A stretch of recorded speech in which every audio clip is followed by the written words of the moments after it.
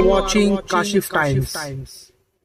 आज हमारे साथ बात करने के लिए मशहूर एडवोकेट वीके दुबे जी है। आज हम उनसे पॉस्को केस मामले पर सवाल करना चाहेंगे। सर गुड इवनिंग, हमारे चैनल में आपका स्वागत है। सर सबसे पहला सवाल हम आपसे ये करना चाहेंगे कि आजकल जो लोग पॉस्को के झूठे केस लगाते हैं उसको लेकर क्या बचने के क्या उपाय है?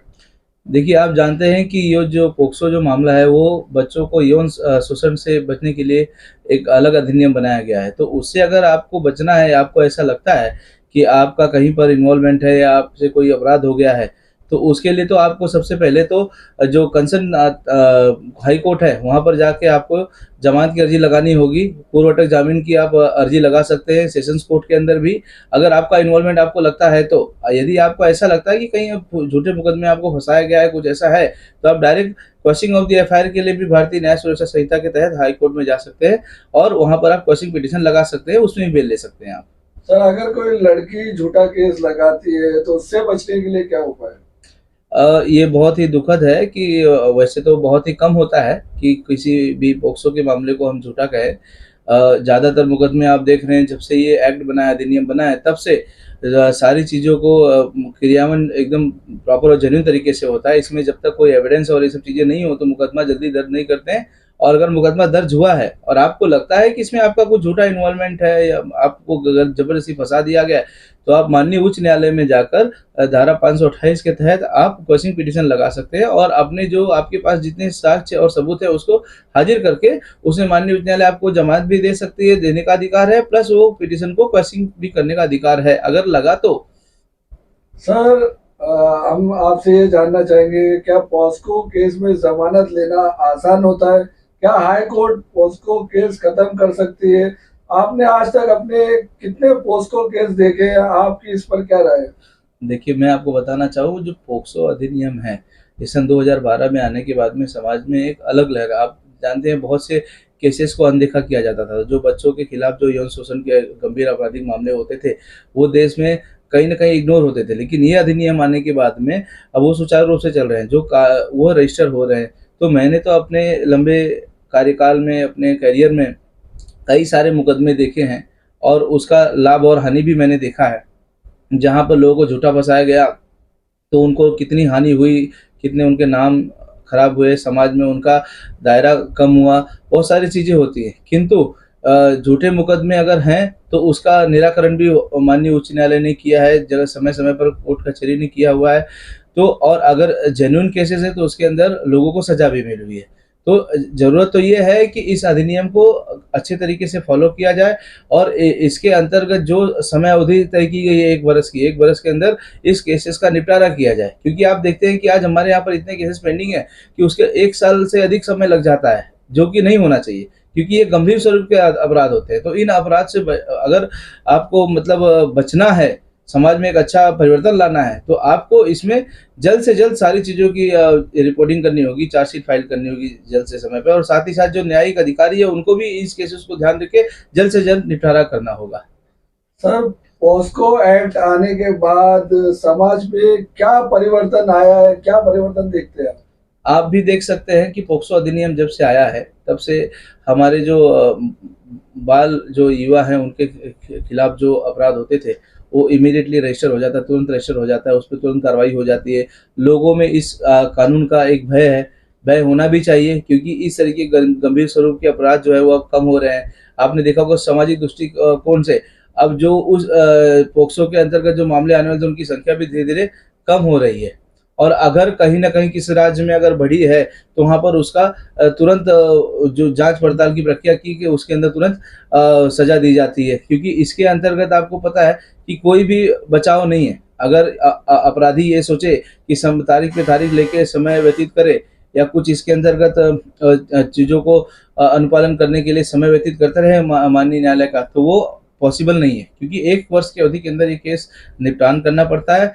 और साथ ही साथ इसके अंदर जो आप देखेंगे जो कन्विक्शन की संख्या बहुत ज़्यादा है, क्योंकि कहीं ना कहीं जब इन्वेस्टिगेटिंग ऑफिसर एफआईआर रजिस्टर करता है और उसके बाद जो जांच करता है तो उसे अंतर्गत वो सारे सबूत और सारे एविडेंस प्रॉपर तरीके से करता है, क्योंकि उसके खिलाफ में इस कानून में एक दायरा है कि अगर पुलिस अधिकारी ने समय पे उचित एफआईआर रजिस्टर नहीं की और उसमें कार्रवाई नहीं की तो उसके खिलाफ भी कार्रवाई की प्रक्रिया है। तो इसीलिए इस कानून का बहुत ही अलग महत्वपूर्ण योगदान रहा समाज में भारी परिवर्तन लाने के लिए, और खास करके बच्चों के संरक्षण के लिए बहुत ही अच्छा कानून है ये।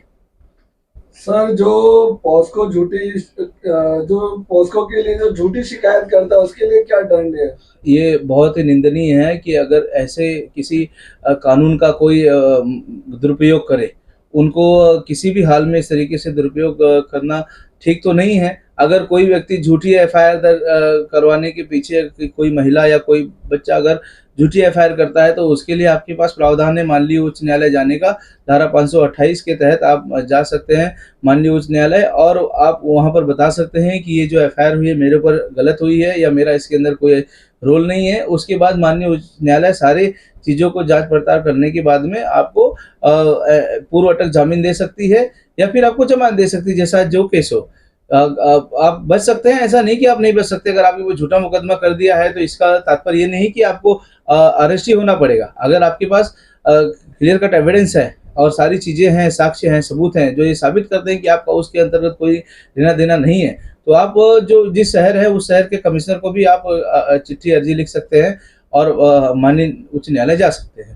सर, पॉस्को मामले को लेकर पुलिस को क्या निर्देश है? पोक्सो अधिनियम को कानून में तो आप जानते हैं पुलिस को सीधा सीधा एक डायरेक्शन है कि आप उसमें इमीडिएट एफआईआर रजिस्टर करके उसकी चार्जशीट वगैरह तुरंत तैयार करके 1 वर्ष के अंदर ये केस मामला खत्म हो, और उसके अंदर आप मामला लेने से मना नहीं कर सकते। अगर आप मना करते हैं तो उसके लिए उनके ऊपर भी पनिशमेंट का इसके अंदर प्रावधान है। तो कहने का तात्पर्य है कि आप सारी चीज़ों को कंक्लूड करेंगे तो आप ये देखेंगे कि बच्चों के यौन संरक्षण के लिए बहुत ही अच्छा कानून है। इस कानून का जितना सदुपयोग हो सके उतना करना चाहिए। दुरुपयोग की तो बात कतई नहीं सोचनी चाहिए, क्योंकि जो दुरुपयोग करता है उसके खिलाफ भी सजा का प्रावधान है इस कानून के अंदर। ये आप ये ना समझे कि आपने झूठा मुकदमा दायर कर किसी को फंसा दिया तो आप बच जाएंगे, क्योंकि झूठे मुकदमे अगर आप करते हो तो उसके लिए आपके खिलाफ भी अलग प्रावधान है। ऐसा नहीं है कि अधिनियम में या कानून में वो प्रावधान नहीं है, वो भी कानून में प्रावधान है और उसके लिए आपको उचित सजा भी मिलेगी। इसीलिए कहते हैं कि पोक्सो कानून, जैसे आपने मुझे पूछा कि समाज में क्या परिवर्तन है, समाज में इतना अच्छा परिवर्तन है इसका कि आप देखे होंगे सन 2012 से लेकर 2025 हो गया। इतने वर्षों में जो मामले रजिस्टर हुए हैं, इसके पहले आप देखिए कितने मामले रजिस्टर हुए, उन लोगों को अनदेखा किया जाता था इस तरीके के मामलों को। अब इसमें क्या है, एक अलग कैटेगरी बना दी गई है, अलग इसके लिए न्यायालय बना दिए, विशेष न्यायालय है इसके लिए, और विशेष जांच है। तो ये बहुत ही अच्छा कानून है। Sir, POCSO case, POCSO act को लेकर आप हमारे दर्शकों को एज ए एडवोकेट क्या मैसेज देना चाहेंगे, क्या संदेश देना चाहेंगे आखिर में?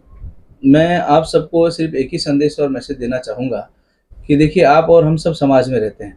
आप ऐसी किसी भी घटना को ना छुपाएं, चाहे आप किसी भी बच्चे के माता पिता हो, गार्जियन हो, कुछ भी हो।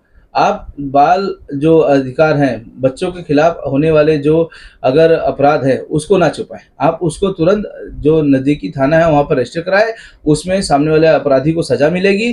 कभी कभी क्या होता है, कोई अपराध हम छुपाते हैं तो एक जो वैसी दरिंदा होता है उसको मौका मिलता है, तो वो दूसरी जगह बच्चों के खिलाफ और अपराध करते जाता है। तो मैं यही कहूँगा कि अगर आपके जानकारी में या आपके परिवार में या आपके समाज में आपके जानकारी में कोई भी अगर ऐसा कृत्य कोई करता है अपराधी बच्चों के खिलाफ, तो उसको आप तुरंत से तुरंत नजदीकी थाने में रजिस्टर कराएं ताकि उसको उसके अपराध की सजा मिल सके। क्योंकि अपराध छुपाने से उसका कोई तात्पर्य नहीं है, अपराधी की मनसूबा बढ़ती है।